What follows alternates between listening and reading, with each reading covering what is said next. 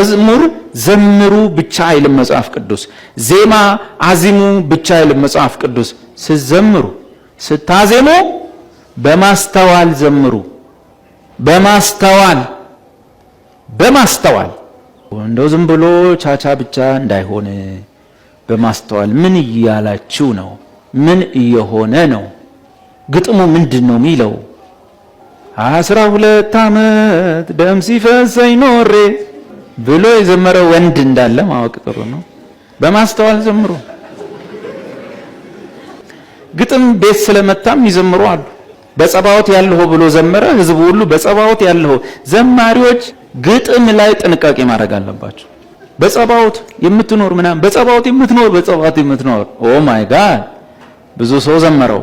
በማስተዋል ዘምሩ። ጸባዖት የሚባል ሰማይ የለም። ጸባዖት ሰማይ አይደለም። ጸባዖት ማለት ምን ማለት ነው? አርሚ ሰራዊት ማለት ነው።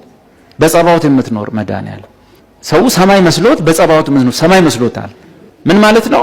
ጸባዖት ጭፍራ ማለት ነው። ጭፍራ አርሚ ዘባዖት ወይንም ጭፍራ በእኛ ጸባዖት ይባላል። አርሚ ማለት ነው። ስለዚህ ጸባዖት ላይ በጸባዖት የምትኖር ሁሉ ሰው ሰማይ ያየ ዘመረበት መዝሙር እናውቃለን። የውበት መደምደሚያ አንተ ነህ የሚለውን ሕዝቅኤል 28 ለሉሲፈር ነው የተጻፈው፣ ለኢየሱስ ተዘመረ ማለት ነው። እንዲህ ያለን አሁን እነሱን ለመነካካት ሳይሆን ግን መዝሙር ምን ይፈልጋል? ባለፈው ሐላልን ተርጉሜላችኋል። ወርሺፕ ውስጥ መረዳት ያስፈልጋል፣ ዕውቀት ያስፈልገዋል። የምታወራው ማለት እግዚአብሔርን የምናመልከው ስለሱ ባለን ዕውቀት ልክ ነው። እግዚአብሔር ቀሳፊ ነው፣ ቆራጭ ነው፣ ፈላጭ ነው ምናምን ልክ እንደ ሽፍታ ጠብቆ መንገድ ላይ የሚደፋ ነው ብለው ካስተማሩ መዝሙርና አምልኮ እዛው ላይ ነው የሚያጠነጥነው። እዛው ላይ በቃ ሊቆርጠኝ ነው ሊቀስፈኝ እግዚአብሔርዬ ወየ ኦ ተመሳሳይ ህዝብም ስታገኝ አንድ ላይ ቤቱም እንደሚሆን አስብ።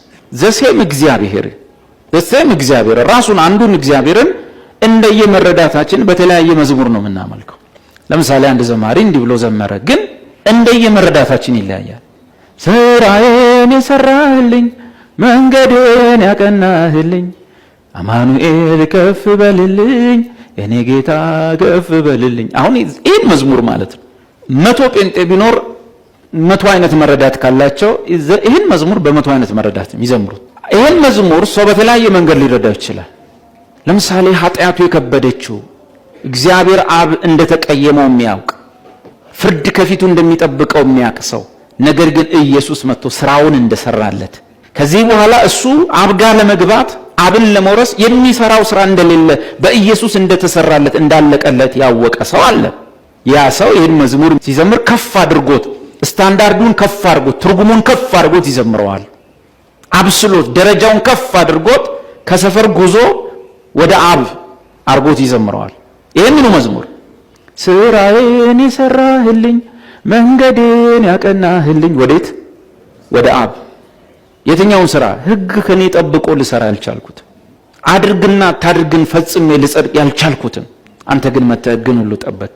ስራዬን ሰራህልኝ መንገዴንም አቀናህልኝ አማኑኤል ተባረክልኝ። በዛ ሰዓት ደግሞ ዲቪ ወጣለት ወንድም እቺን መዝሙር ምን ብሎ ሊዘምራት ይችላል? እንትኑን ይዞ ነው የሚዘምረው፣ ፓስፖርቱ። አንድ መዝሙር እኮ ስራዬን የሰራህልኝ መንገዴን ያቀናህልኝ ወዴት? ዩኤስ አሜሪካ። ፓስፖርቱን ይዞ ነው እንደውም የሚዘምረው አንድ መዝሙር። ስለዚህ ነው ለእግዚአብሔር ያለን የአምልኮ መልእክቶች፣ የአምልኮ ግጥሞች፣ የአምልኮ ዜማዎች ስለ እግዚአብሔር ባለን መረዳት ላይ ይመሰረታሉ። የኢትዮጵያ ቤተክርስቲያን እንድትስተካከል ቀላሉ መፍትሄ ስለ እግዚአብሔር ያላትን አስተያየት ማስተካከል ነው። በጣም ሁሉም የየራሱ እግዚአብሔር አለ፣ የሳለው እግዚአብሔር አለ፣ ሁሉም እንደየመረዳቱ። አንዳንድ ቦታዎች ላይ እግዚአብሔር ማለት ከብር ጋር የተገናኘ የሚጠራህ ለብር ነው፣ የሚሰጥህ ብር ነው፣ የሚቀበልህ ብር ነው። ብር አምጣ ይልሃል፣ ብር ይሰጣል። የምትጾመው ለመኪና ነው፣ የምትጸልየው ለዕቃ ነው።